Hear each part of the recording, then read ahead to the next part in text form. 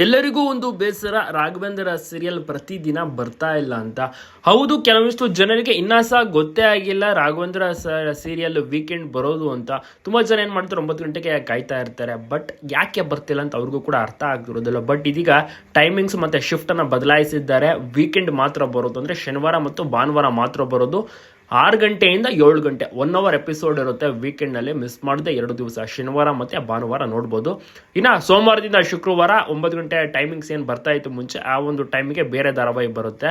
So ಆದ ಕಾರಣ ಈಗ ಬದಲಾವಣೆ, ದೊಡ್ಡ ಬದಲಾವಣೆ ಅಂತಲೇ ಹೇಳ್ಬೋದು. ತುಂಬ ಜನ ಸಹ ನಿರೀಕ್ಷೆ ಅಂತೂ ಇದನ್ನು ಮಾಡಿರಲಿಲ್ಲ.